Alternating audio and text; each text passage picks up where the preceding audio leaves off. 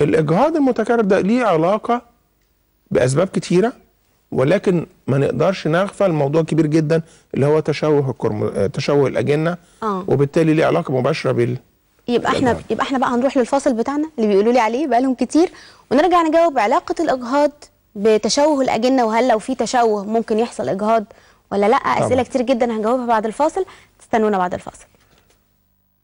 هذا البرنامج برعايه مستشفى الامم، دكتور سيد الاخرس، وحده الخصوبه، واطفال الانابيب والحقن المجهري. مستشفى الامم، صرح طبي كبير به كل الاقسام الطبيه، احدث الاجهزه والمعدات الطبيه، غرف فندقيه لراحه المرضى وذويهم،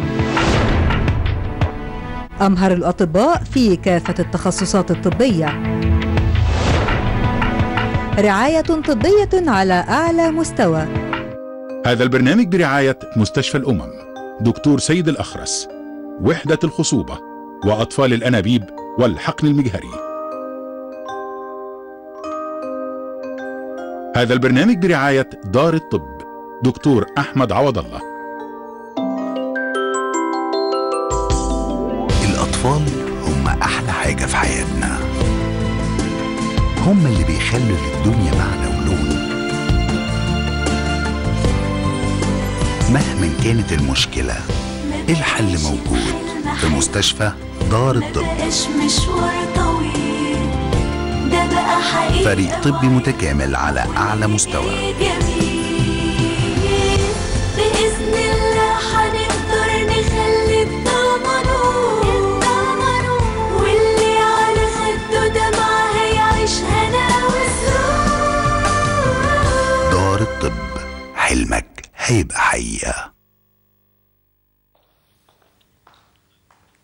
اهلا بكم مره تانية بعد الفاصل الاعلاني، وارحب بضيفي اللي منورني دكتور سيد الاخرس، استشاري امراض النساء والتوليد والعقم وجراحه المناظير والحقن المجهري.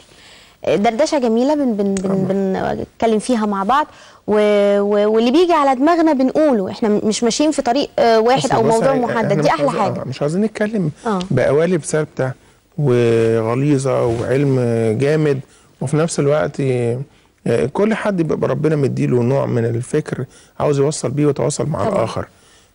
في كتير جدا من الأطباء الأفاضل تناولوا الموضوع بشكل شيق جدا وعميق جدا وعلمي جدا، وفي ناس بتبقى قادرة تقرأ ده، وفي ناس أبسط من كده مش عارفة يوصل لها المعلومة بشكل معين. احنا عاوزين نوصل إلى حد ما بالجانب الآخر الأطباء، إن هو نوصل معلومة للمشاهد اللي عاوز يعرف. وعلى فكرة المشاهد بقى بيعرف دلوقتي وبيسمع طبعا، عنده ثقافه طبيه وبيقول ده حصل كذا، ده التلفزيون قال كذا، ده حضرتك قلت كذا، ده الدكتور فلان قال كذا، وبيناقشوا، وده بيزود الوعي، وده مهم جدا، لان كلما زاد الوعي كلما حصل نضج، حصل نوع من المسؤوليه للزوجين، بحيث ان شاء الله في الاخر خالص يبدا ربنا يكرمنا بشيء جميل جدا يسعدنا في الحياه، اللي هو الطفل طبعا ان شاء الله باذن الله.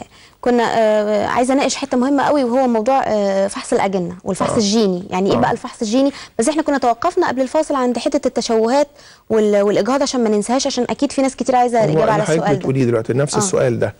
يعني احنا اتفقنا لقينا ايه؟ ان في لما بيحصل نسبه اجهاض متكرر. ايوه. الاجهاض المتكرر معناه انه اكتر من 3 مرات فيما اكثر، ده بيسموه الاجهاض المتكرر. ال3 مرات فيما اكثر حصل اجهاض، لابد من وجود قاعده علميه قبل ما نتورط في حمل جديد ويحصل اجهاض رابع وخامس وسادس. يعني طالما حصل 3 مرات لابد من التوقف ونشوف، لان هل الاسباب موجوده بيئيه زي ما بيقولوا مثلا دمياط ده اللي عملوا عليه مظاهرات وقصه كبيره جدا، اللي في ناس كتيره جدا من دمياط بتيجي، وممكن فعلا يكون حصل اجهاض متكرر نتيجه تشوه الاجنه اللي موجود، لانه بيبقى تشوه في الاكل وتشوه، يعني اقصد ملوثات في الاكل وكل ده لما الانسان بياكله بيخش في كميه جسمه، بيخش في انتاج الخلايا واكثرها وبيانا وباينه قوي في تكوين الجنين. يبقى لو والله دي كانت الشكوى الوحيده على فكره، ويمكن من اكثر الشكاوى اللي حصلت من المصنع ده انه في تشوه فظيع في انا بقول لك لو كان حيوان منوي نازل مشوه، او بويضه نازله مشوهه، فبالتاكيد الجنين هيبقى نازل مشوه، يبقى فيه اجهاض، يبقى دي البيئه اللي حوالينا ممكن تؤدي الى ايه؟ سواء بيئه ملوثات، حاجات عن طريق الشم او عن طريق الملامسه تخش الجسد زي اي منظفات او مطهرات او ممكن تؤدي الى اجهاض. ادي واحد. ممكن يكون في مشكله في الرحم نفسه بيؤدي الى الاجهاض المتكرر، يعني ده يكون عامل تشريحي. ممكن يكون في مشكله ان حاله عامه للزوجه الام، ان مشكله في الغده الدرقيه او مشكله في خلل في السكر او مشكله حتى عندها تكيسات على المبيضين وتؤدي الى اجهاض متكرر نتيجه ان بتطلع هرمون معين ما بيخليش البويضه المخصبه تقدر تمتزج مع بطانه الرحم، فممكن يحصل اجهاض واجهاض متكرر. ولا اعلاهم واخطرهم على الاطلاق ويكون في تشوه في الجنين نفسه فيحصل اجهاض متكرر. عشان كده بيحصل ايه؟ لما بيحصل حمل متكرر لو الزوجين في سن كبير يبقى بنقول هنا ايه؟ فرصة التلقيح المجهري هي افضل ليهم كتير. تمام. ليه؟ ولو كان سنهم صغير نعمل ايه؟ لو كان سنهم كبير، وكبير بمعنى ايه؟ كبير بمعنى ان الزوجة بنقول عدت ال 38 سنة. او بنقول اكتر كمان بشكل اقرب كبير على الخلفه، يعني بيبقى لسه يعني هو ايه اللي بيحصل؟ هل في علاقه مباشره ما بين السن للزوجين ايوه وانتاج الحيوانات المنويه او البويضات؟ طبعا في علاقه مباشره، حتى في ان كأن المبيض بيعجز، كأن المبيض بيبدا انتاجه للبويضات يقل، او حتى البويضه اللي طالعه ما تبقاش بويضه ذات جودة عالية يعني ذات جودة. فبالتالي لما بيحصل حمل بتبقى البويضة دي انقساماتها أضعف، فرصتها لامتزاجها مع الحيوان المنوي أضعف، ولما تكون الزيج وتكون الجنين فرصتها برضو في إنها تنجذب في بطانة الرحم بتبقى أقل.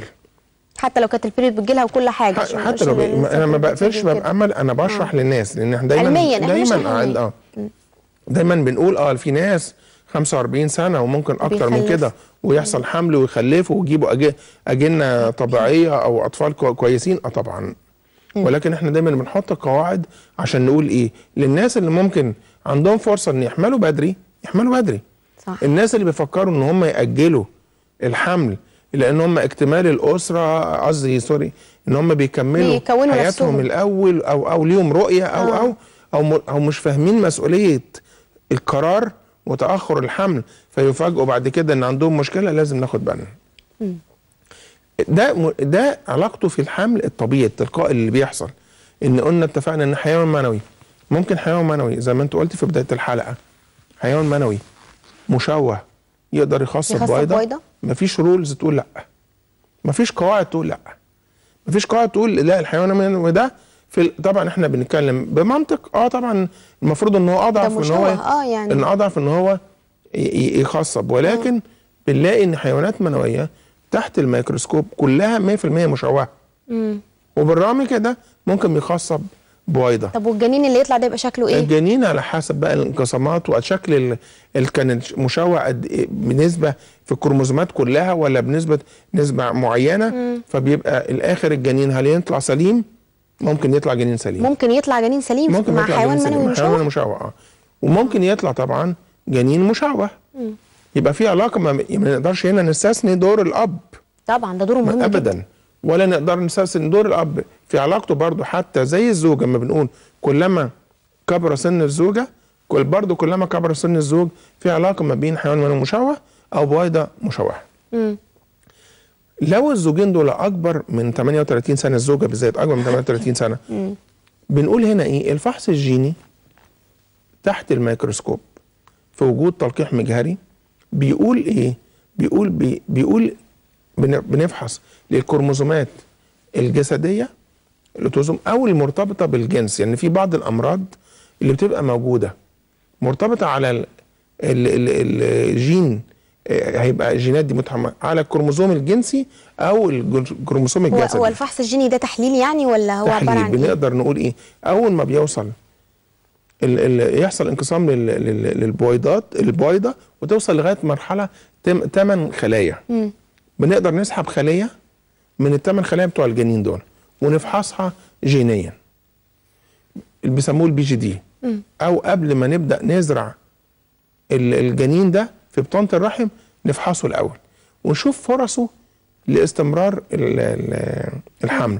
هل هو في تشوهات، في كروموزومات معينه متعارف عليها بعددها ان دي اللي بتحمل مشكله نسبة التشوهات الكبيرة في تشوهات الاجنه، زي المنغولي. زي المنغولي مثلا لما بيكون عدد الكروموزومات اقل، او اذا كانت اعلى المنغولي مثلا، او حتى بعض المرض اسمه الدوشان مايوباسيز، يعني مثلا ايه، في وهن في العضلات عند بعض العائلات بيولدوا اطفال عندهم وهن في العضلات، تلاقي العيله دي طفل واثنين وثلاثه وما بيقدروش يكبروا، عندهم بيزحفوا وهم كبار يعني. فده نقول نقدر نفحص بعض الامراض اللي مرتبطه، اذا كان ولد او بنت، اذا كان ولد بعض زي مرض الهيموفيليا او مرتبط بارتباط انه ولد او بنت، فنقدر نفحص عشان نقلل حدوث جنين مشوه وبالتالي يطلع بيبي او عنده مشكله يعيش بها العمر كله.